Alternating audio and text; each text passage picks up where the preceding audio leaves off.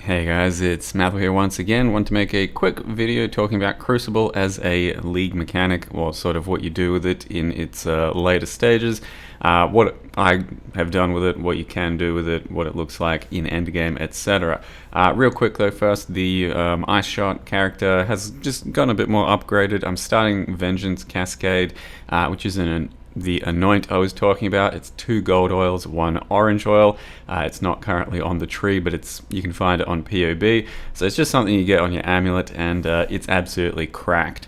It has made my Ice Shot maybe like double its damage a lot of the time, and it's just made gameplay a complete fucking mess, which it's fun, but yeah, like, it's a bit ridiculous. And most proj builds are probably going to turn into something like this if they can utilize it. So far, from what I've heard, it's pretty insane for Molten Strike, Volcanic Fissure. This Ice Shot, apparently it's terrible for Tornado Shot, like it breaks it or something. Maybe good for Lightning Arrow. Frost Blades. But yeah, those are the things I've heard of. The things I have heard that are bad are basically Tornado Shot. Not sure about other things. Either way, Crucible as a league mechanic. So it got a little bit nerfed to the point where things are dying a lot quicker, so you don't have to fully charge up to get the first bar of XP as well, but things just die a bit quicker. They're still very lethal, like they can destroy you in a hit or two if you're not built defensively, but they die a lot quicker, so they're not like full raid bosses. You still come across a boss every now and again, like this guy here, that's pretty damn tanky. But at the same time, it's another problem that I mentioned, that you have to fight these things in conjunction with other things, and sometimes in a really bad spot. So it's not like a boss arena, it might just be a little tunnel or hallway or some shit, and it becomes very dangerous. But other than that, I mean, it's pretty clean getting through the mechanic. It's just a bit dangerous. It's not really as tiresome as before. So that's fine. Other than that, it hasn't yet to get any real big updates going. So this here is what an igneous geode turns into. It's a Crucible map, one of the Forge things. That's basically the end game mechanic of Crucible. So once you do plenty of Crucibles, or you can get these things on your trees as well, you'll find an igneous geode. You right click it, it turns into this sort of map, and then that's how you can put a Crucible tree on a unique item. For example, what I'm doing here, that's one of basically the end game goals of Crucible.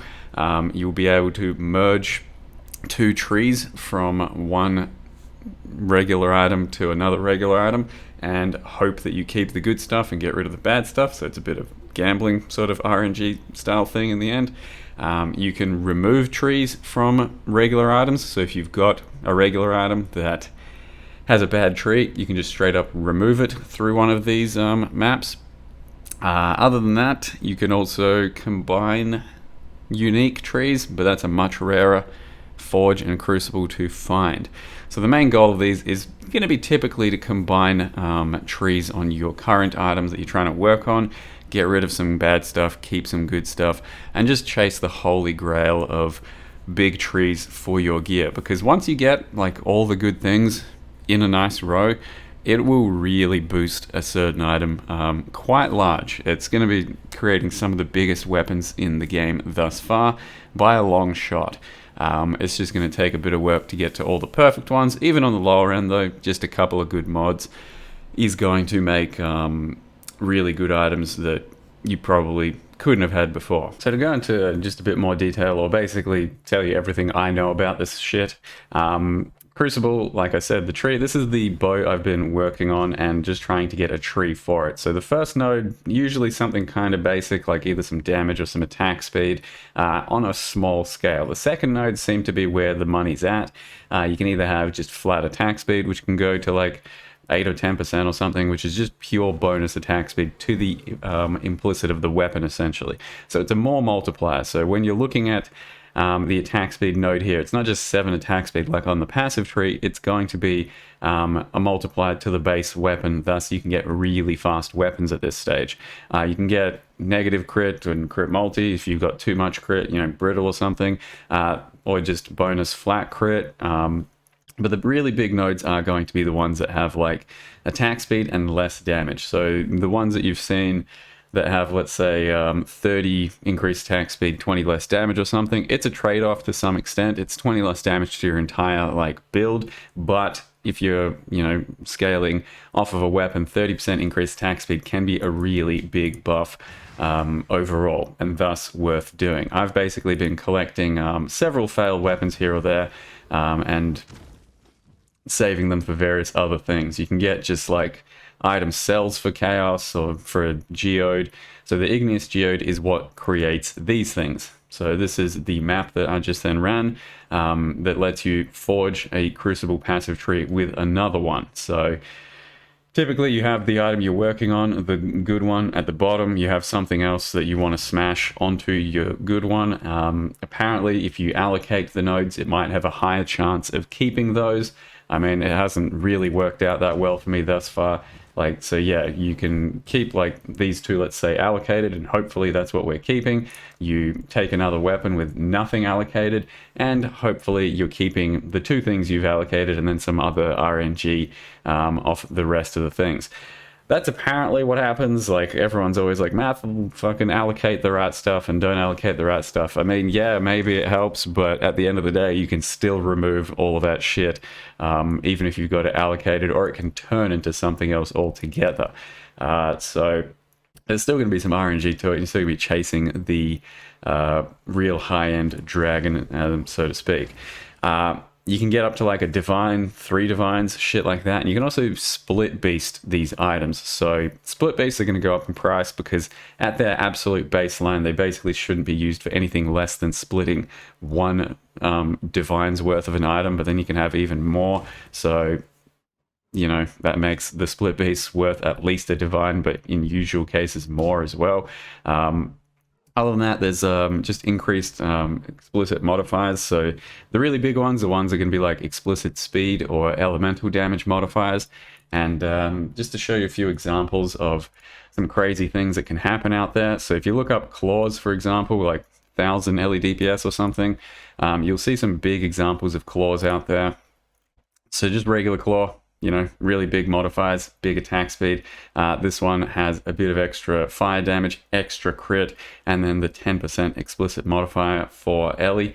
And even this isn't that much of a high roll, but at this stage it's at 1100 Ellie DPS for a claw. Likewise, this one's got 4 attack speed on there somewhere, so 4 attack speed to its base. So far, I have seen some really big attack speed claws, so there's like some 2.6 ones, that sort of shit, and these things can go crazy. There's a huge bow out there, and I've seen plenty of people link some insane bows to me at this point as well. You got this one here. Hopefully I'm not too in the way. This one here. Trially damage, attack speed, crit, but then you got 30% increased attack speed, 15% less global damage. So yes, that is 15% less damage, but 30% attack speed to your base bow is essentially 30% more damage. So you got yourself a bow with 2.1 attack speed and 9 crit while dealing 1900 Ellie damage. There's some big stuff out there for sure. Like the baseline for a really good Ellie bow is something like 1300 Ellie DPS, and just with a couple of little minor Crucible nodes, you're going to be able to bring that up to like 1600, and then the high rolls are going to go to this sort of level. And then the real big stuff that can happen is to some uniques. You got, for example, Emperor's Vigilance, just getting 40 flat ES, or even lower, but 40 flat's the real high roll, as your first node. Means that the base item for a steel kite shield has way more ES than it otherwise would, and it has 1000% increased armor and energy shield, and this is going to create some absolutely cracked spectral shield throw and shield crush builds. Having 800 900 ES to begin with on this shit is insane. When Crucible was teased and everyone actually figured this out pretty quick, I thought there's no way that gets put into the live game because that's just too good. And here we are. It's here, it's in the live game, fucking enjoy it. There's going to be plenty of items and things like this that are just going to be insane. This is one of the, I'd say, more extreme outliers. So you're either just grabbing shields and putting them in the Crucible that does unique things. I don't think I've got one on me. That's the one. So this is one of the Crucible things that you chase to put it onto a unique item. Contains a furnace that adds a Crucible passive tree to an uncorrupted unique item. So you're either just grabbing those shields, for example, that are uncrucibled, putting it into the Crucible and seeing what you get. Or more specifically, you could grab the base white shield and try and refine it to the perfect Crucible tree. So just grab the white shield like I've got Spine Bow here, put a Crucible tree on it, and if you like what you get, go with it. If you don't like what you get, keep trying to make it through these Crucible forges, combining, adding, plussing, get the right thing. And once you've got the right tree, you can then chance scour into that unique, and it's a much more targeted way to get that unique to where you want to go. It'll be a bit annoying getting the chance scour going, but it's a lot easier to then get the Crucible implicits on an item that isn't a unique. But ultimately, yeah, you can also combine unique items. So here's this one here, contains a forge that can combine Crucible passive skill trees, including on unique and corrupted items. So this is the rarest igneous geode thing. And that's the one that lets you do combined of uniques as opposed to just regulars. But each one of these is typically going to have an additional some other random furnace. So it contains a furnace that removes a tree from a non-unique item. So you're going to have one furnace that lets you combine two items and one furnace that lets you remove anything you don't like, or just an entire tree from an item that you want otherwise. So I picked up a item that's got a huge bunch of fizz on a mace. I've put a couple of Crucible trees on it, taken a couple off, and just going to chase a bigger tree for this guy. Yeah, so I've basically just been doing bows, chucking bows in, hoping to get some good secondary, third mods, etc., and then putting them onto my main bow. It's been a bit of a journey so far, and my bow is not bad.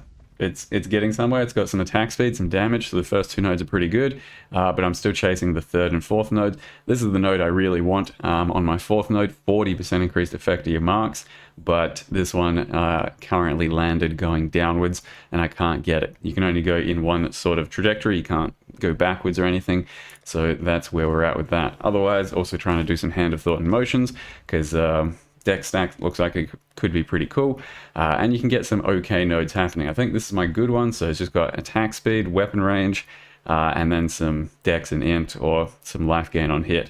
So this is just a basic sort of thing, and it can get a little bit better, so just raw power creep on that sort of shit. You are going to see some crazy things out there, some crazy items, and hopefully you'll be able to make some of those yourself. Even if you're just running unique items, just running into every Crucible, putting something into it, like a bow, like a base shield, hoping to get some sort of maybe vendor out of it, or some really good base that someone might want to craft off of, is still worth doing. And on top of that, you just find the igneous geodes all the time. You'll also find these magmatic ores from some of these maps, and they just give you XP straight onto the thing. So instead of having to do a Crucible thing, you can just chuck the XP on and start leveling it that way. The only other thing I also wanted to say is you can scour some of these nodes individually. So throughout a map, once you come across a Crucible, if you put this item into there, grab a scouring orb, and then click on one of these nodes, you can just scour, basically regret orb taking this thing. So you don't have to delete the entire tree. You can just take one of these off quickly, but it's through the Crucible thing in the forge in the map. You can't just like grab a scour and do it right here, right now. It's got to be in that little map forge thing. So overall, it's actually created quite an interesting mechanic for myself. I don't know about for everyone else, but I've been really enjoying trying to chase min-maxing my bow while making some other items as well. And yeah, it seems like a much more endgame mechanic. So when I go to level my second character soon, I don't know if I'm going to do almost any crucibling or any meaningful crucibling during leveling. I'm probably just going to do it to still power check myself and see the XP and all that. But it's going to be worthless as a mechanic while leveling for like any sort of gear creation, I think. Maybe just make some leveling weapons or some shit. I don't know, we'll see. But it's much more of an endgame thing. Once you start doing the maps and the crucibles on the forge maps, then it starts to get really interesting. Min-maxing your gear can be pretty sort of chase level Endgame that feels really good to work on one of your own items and or work on multiple items. I also think going to your boy Rog is going to be quite nice this league. Make plenty of cool new items and then see if you can boost them up. So I've been doing a fair bit of rogging and made a few nice items like that mace I just showed. Yeah, guess that's all I wanted to say. Just put out some information about Crucible. Hope you guys are trying to have fun with the league, even if it's not really for you. Otherwise, you can just fucking ignore it, you know, and play the base game, which is really good. League mechanic aside. Thank you very much for watching. See you guys next time.